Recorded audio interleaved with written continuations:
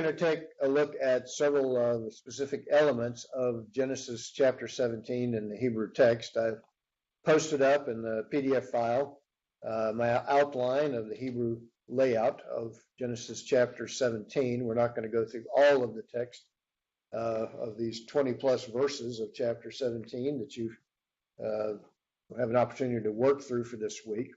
But I did want to highlight a few elements and just kind of a reminder of some of the basics of Hebrew grammar, syntax, and the structure of the narrative in chapter 17. Now, chapter 17, verse 1 begins with the Vayehi, and we've talked about this. There are several ways in which a new segment or a new story in a longer narrative sequence is commenced. Back in the beginning of chapter 15, we had the one on Acharim Hadevarim, after these things, Ha'ela on the end, Hadevarim, Ha'ela. After these things, here Vayehi, and it came to pass. And again, as we would see, that there has been 13 years, as we read, continuing on in verse 1, Abraham was a son of Teshaim Shana, V'Tesha Shanim.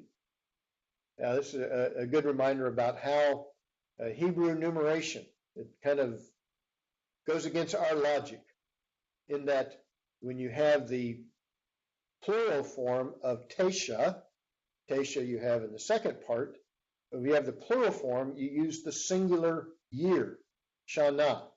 So, Tishaim, and again, the way you give age means that you're a son of, you have been a person, or if it's like with Sarah, an unusual, Bat, for daughter of so many years. And again, we're given the age of Sarah in narrative as well. But when you come to single digits, starting with the number 3, if it's just 1, it would be, you wouldn't have, you just have Tesha, Shana. 2, you would have a dual ending, Shanayim, and then 3, it would be Shalosh Shanim. So you have a plural used with single digits, 3 through 9. But in the plural forms, so if it was like 20 years, 10 is Esser, Esrim is the plural, it would be Esrim Shana, 20 year, but we translate in English as years. But so 90 and 9 years of age when this new covenant promise is laid out again as God, second half of the verse, appears, Yahweh God appears to Abram and said to him,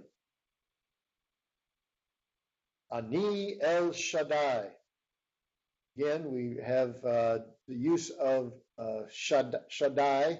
In the ancient world, in the land of Canaan this time, there is a reference to a group of gods called the Shaddaim, a plural form, but they're simply what we would translate the mighty ones. And this is often translated God Most High, but emphasizes, again, in this text, the use of the name. God says, I am the most powerful. I am El Shaddai, the powerful God who is able to bring about amazing miracles. And again, the miracle of the birth of a child to be named Isaac, to the aged Abram and Sarai at this point, where their names have been changed. So, the introduction of the Almighty, omnipowerful, omnipotent God, El Shaddai. And then we have the 2 imperative forms which follow that then outlines responsibility to Abraham. So God is the initiator of the covenant. He is the guarantor of the covenant. But the life of Abraham is to continue to be played out in fully walking before God blamelessly, Hamim, completely, totally putting his trust in God. He is now to be revealed.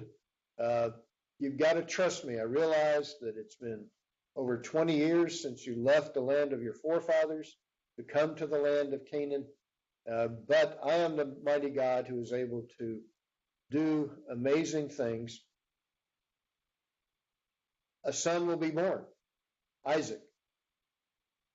As a result of this covenant promise that I am in the process of making to you at this point, but I want you to be faithfully walking before me in complete, total faithfulness. To be hayeh, hamim, to be complete in your faith and walking before me in these coming days for the remainder of your life. So, then verse 2, Etana bariti beini ubeinacha. I will give it.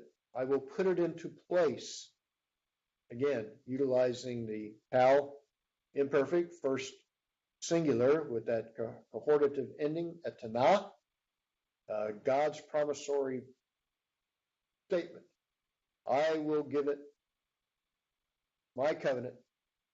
I will establish it between me and between you. That's what you do. We use between once in our language. In Hebrew, you use bain twice in this distributive fashion. And then he says, I will arbe, a Hifil form from Rabbah. Likewise, I will multiply you with exceeding greatness or magnitude. Me'od me'od. Several places we have that repetition of me'od highlights God's ability to do some pretty amazing work in establishing and ensuring his covenant, supplying the needs of his people, and in so many ways that is coming to fruition in the life of the aged Abram and Sarai. So, what does Abram do? He bows down, falls to the ground, falls upon his face, verse 3. Falls upon his face as God has appeared to him in this honorific fashion. Sometimes another word is used, the chava word, to fall prostrate for is often translated worship. But first you fall on your face in an act of paying homage, giving honor to God.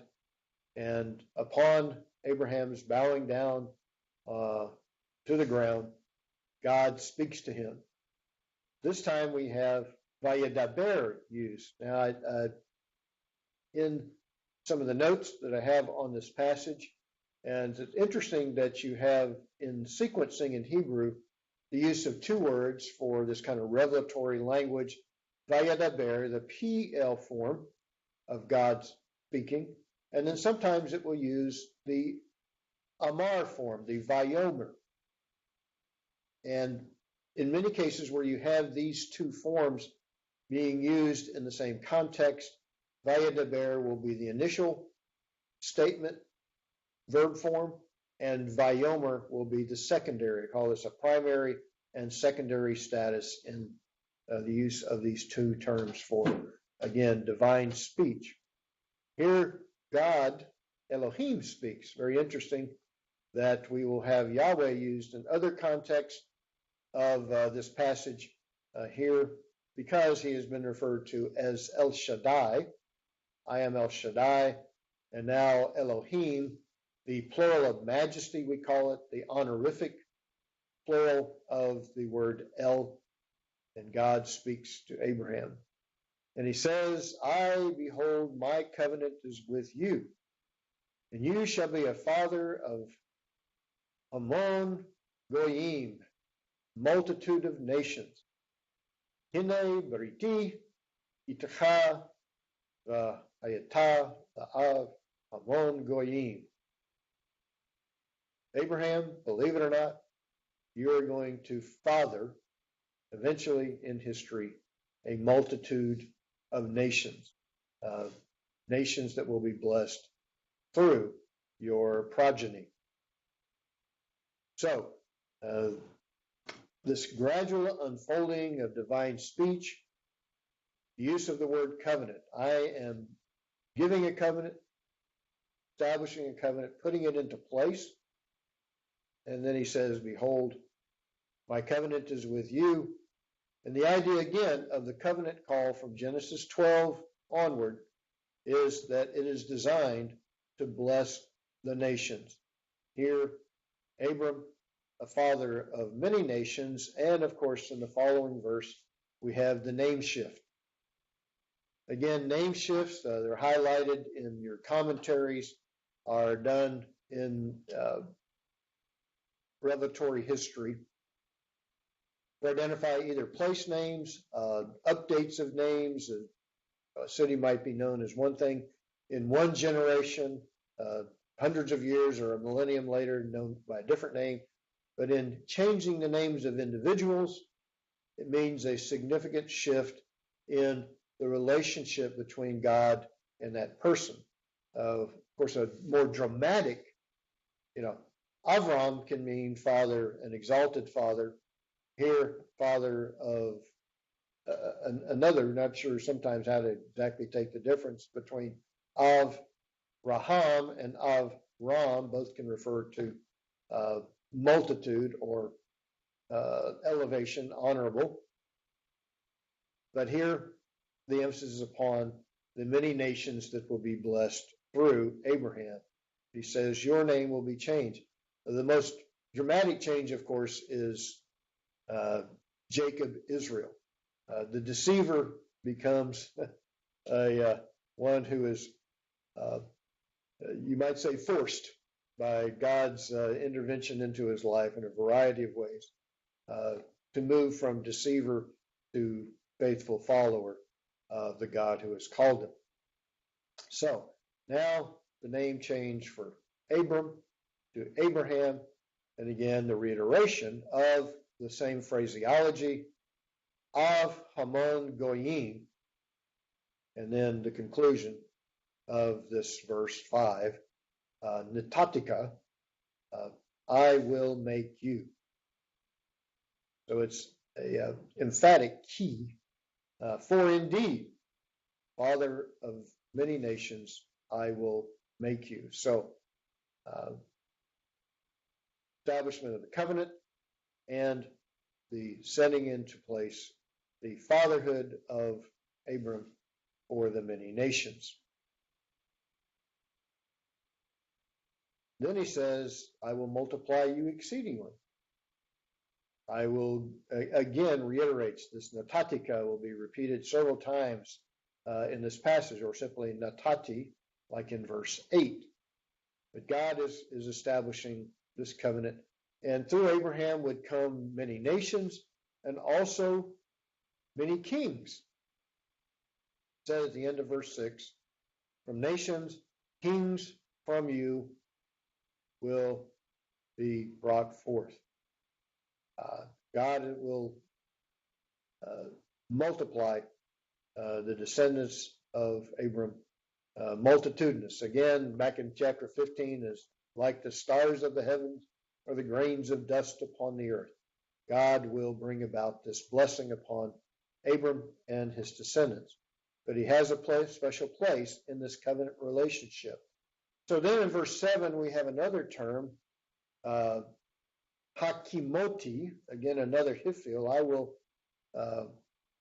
establish. It's like erecting a building. Hakimoti is often used in construction in modern Israel, to the Hiphil form of this form to construct. But in this case, I am going to establish my covenant between me and between you and between your seed. Highlighted in blue, aspects of this covenant promise having to do with seeds. Blessing upon Abraham, now the blessing will accrue to the seed of Abraham. And so in this verse, the multiple use of Zerah in its various forms Zarakah, Ula Zarakah, to your seed. And what is the resultant in the third line as I have laid out this text? To be for you for God or as God, and to your seed after you. This will be an important phraseology when we get over into the book of Exodus and other places in the Pentateuch. You shall be for me a people, and I will be for you God.